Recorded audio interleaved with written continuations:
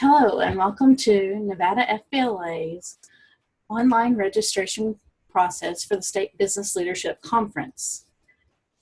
To access information that you're going to need to successfully register for the conference, access it by two ways, and I'll show you both. So conferences, State Business Leadership Conference, and then click here for conference documents. My suggestion is to go this way for the first time and bookmark this area. I have it bookmarked because it takes you to the exact area on our resource page with all of the files and reference materials that you're going to need to successfully register your chapter for conference. You can also access this area by the resource page, but to get the exact bookmark, I would personally go through the conferences so that I could get the hashtag SBLC bookmark. On this area, you will see the registration guide. I encourage you to read it thoroughly, noting that there are several changes this year from previous years. There is a housing spreadsheet for you to add your students to and their preferred roommates and indicating gender. This also applies for all advisors, chaperones, and guests coming so that we can get them successfully put into our housing block. Then we have a section of forms and a section of reports. So I want to address the forms first, and then we'll take a look at the reports so that you can see there's absolute transparency, 100% of what has been requested, what has been submitted. You can see it at any point in time. So our chapter summary is the most important overall chapter registration form. So some things you're going to need before you process this form are your housing spreadsheet and your advisor statement of assurance that can be found towards the back of the state conference guide. So you just select your chapter name. The lead advisor is the person from your chapter who is going to be most in charge of the state conference attendance and all items therein.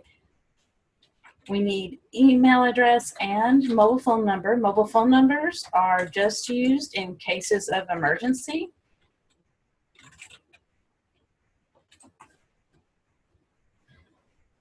And then you select your packages. So 3-night package is Sunday night arrival, departure on Wednesday.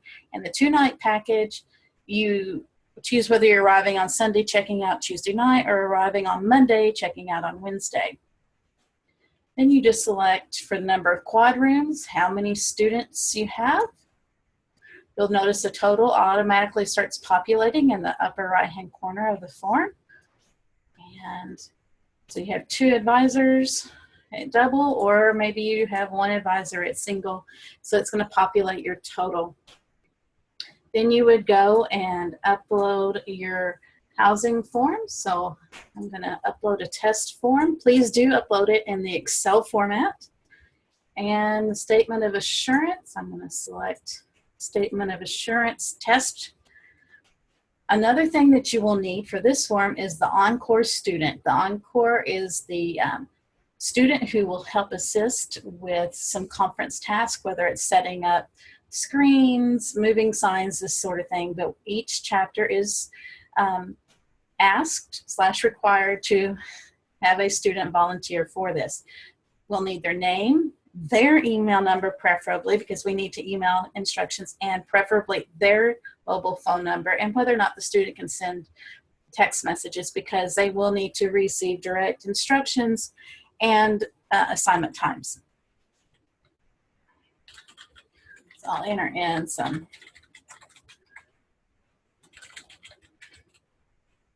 information here for that student.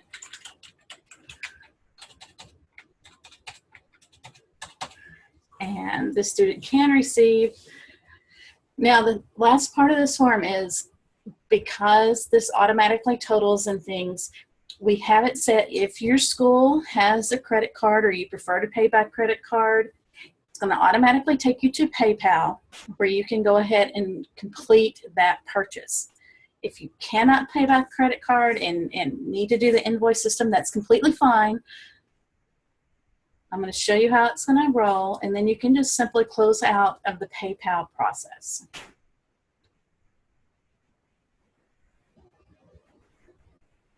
It's going to take it a second.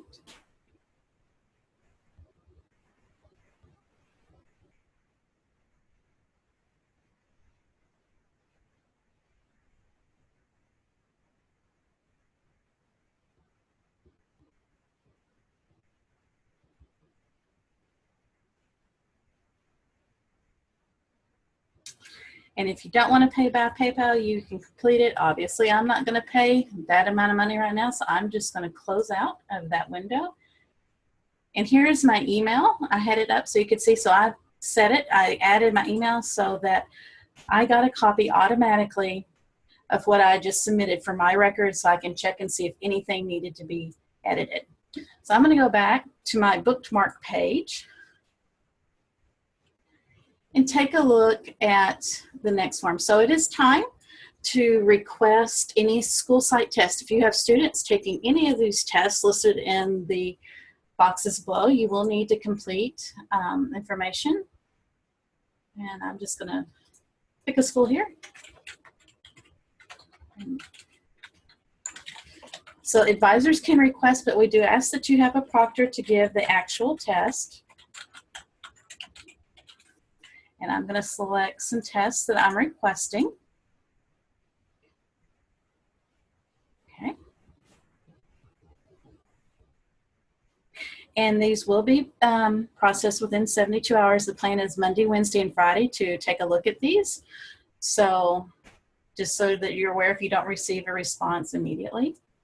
Go back to our conference area. We've tried to link everything, so once you complete one step, it automatically will take you back.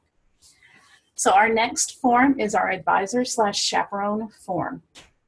And on this form, we need everyone. So I know that we put in the lead chapter information or the lead chapter advisor information on the chapter summary, but that wasn't actual registration. That's just basically a chapter information sheet. We actually need each advisor and chaperone to complete one of these forms or have it completed for them. So again, I am just going to pick a school, or a fake school in Nevada FBLA's case. I'm going to fill in my name. I'm going to fill in my email.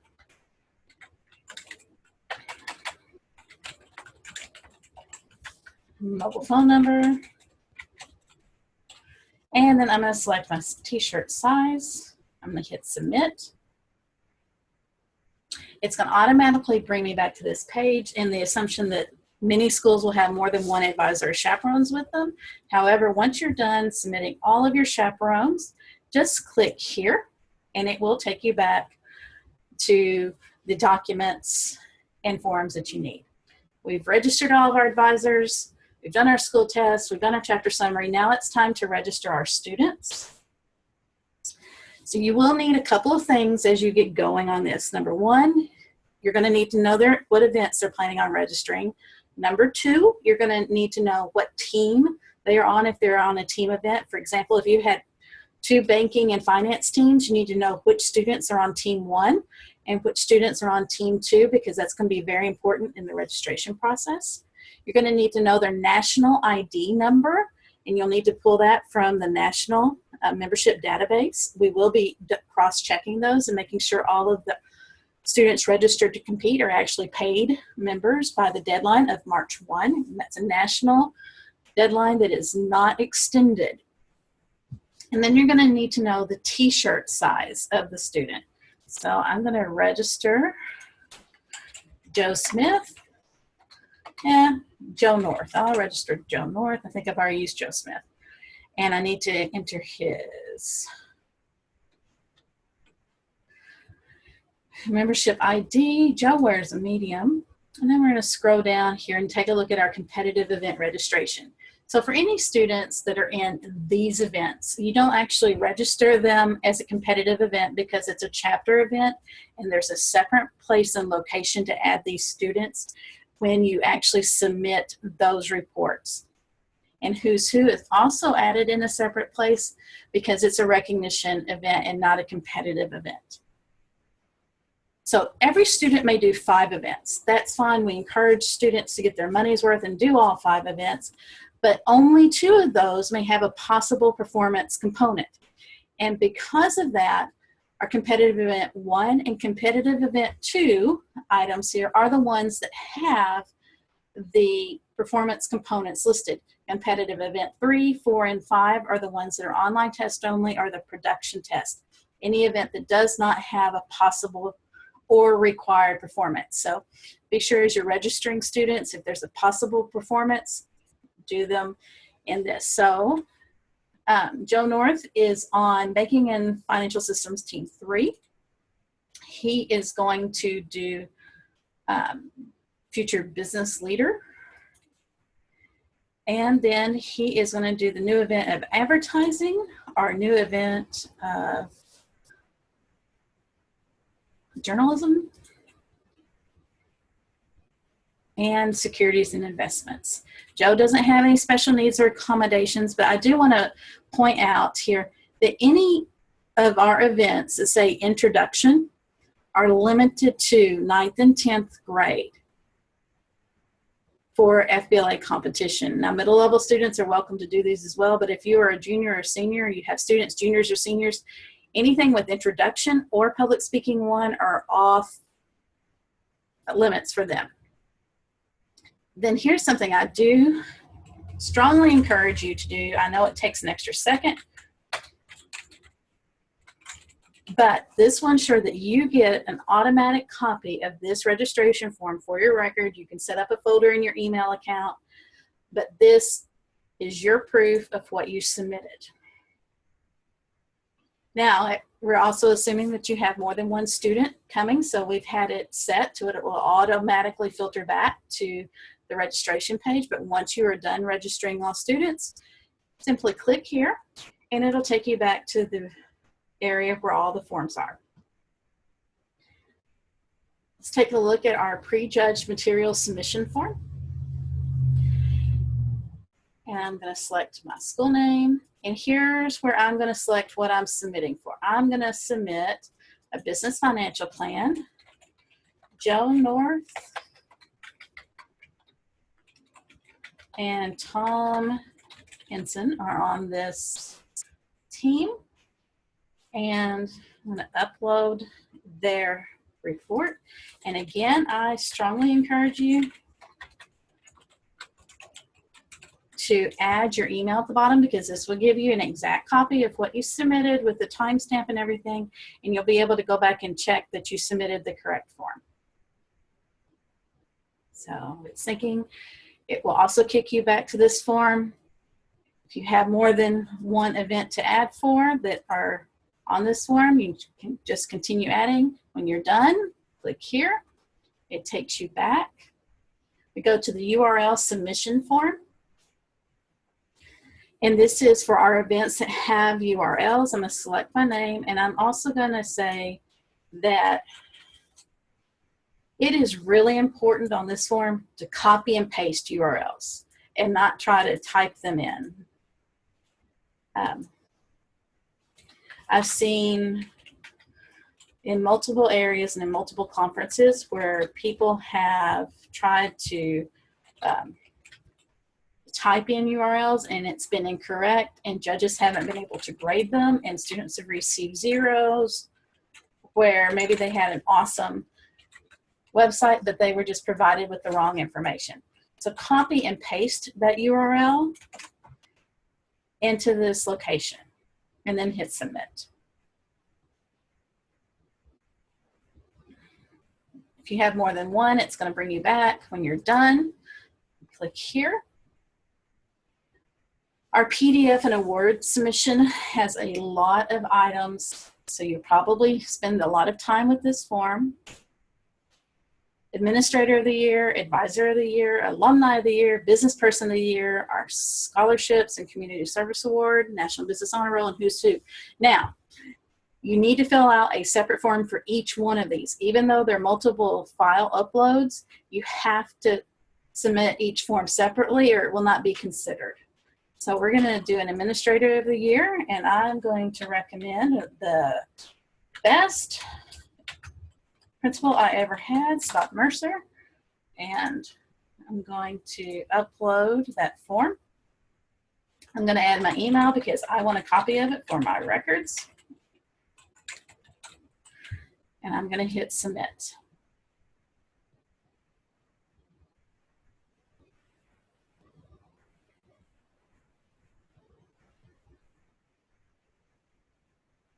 Okay. Well, again, we have it set to bring you back to the same form. Enter all your things. If when you're done or if you need to take a break, just click here. It will take you back to the main thing. Now let's talk about a change request form. First of all, no changes will be made by email.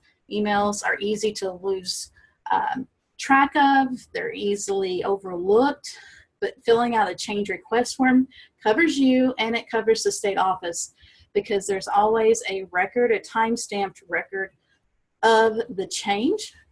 And so your chapter name, and then you select which form you need to make a change in. And the reason all the forms aren't listed is because up until the deadline of March 10th, just submit another form for anything not listed here. Just submit another form. It's great. It's fine. Because those are your awards and we'll always go with the newest one listed. But for chapter summary, advisor and chaperone registration, student registration, we need to make sure that we don't have duplicates. And so there's some procedures in place behind the scenes that shouldn't allow you to add duplicates, and we don't want you to. We want you to fill out a change form so that we'll make sure that when we're processing registration, processing events, processing invoices, that we have the correct information. So I'm going to request a change to our chapter summary. Because it's a chapter, I don't need to add student name or membership ID, but I'm going to say we have 10 rooms, quad for 2 nights, and only need 8 quad at 2 nights. That describes my change. Be as specific as possible. And if it is after March 11th or on March 11th, so just so that you know, this change fee will apply after March 11th. So don't worry about it if it's before March 11th or before the deadline, but after the deadline, there will be a $5 change fee. So I'm going to hit submit. And we're going to go and take a look at our forms. So that's all of our forms. And let's take a look at some of our reports. I want to take a look at advisor chaperones. So the only information listed on here are our names. We actually have 2 actual registrations in here, and don't worry, I'll delete the testing information. But we don't have email address, we don't have shirt sizes or anything like that listed, but you can double check who you have registered. And go back to our page here. Take a look at our student registration. So we have the school name, and just for privacy practices right here, we don't have first names listed, but their membership ID number is listed. And then their events along with the timestamp. So this is real time. So as soon as you hit submit, it will pop up in this registration form. Prejudged materials. Obviously, we're not going to share what you upload with everybody else in the world because it is a competitive event, but you should be able to see your school name, the event you listed materials for, and the last names of everybody who was on that team or part of that event. URL submission works much the same way. Obviously, we're not going to post those URLs, but we'll give you the school name, the event, and the last name of the students involved. Prejudged materials, let's see, already covered that one. Award submissions. So here is a list of what's been submitted and the last name of the person submitted for. And then we can take a look at our change requests.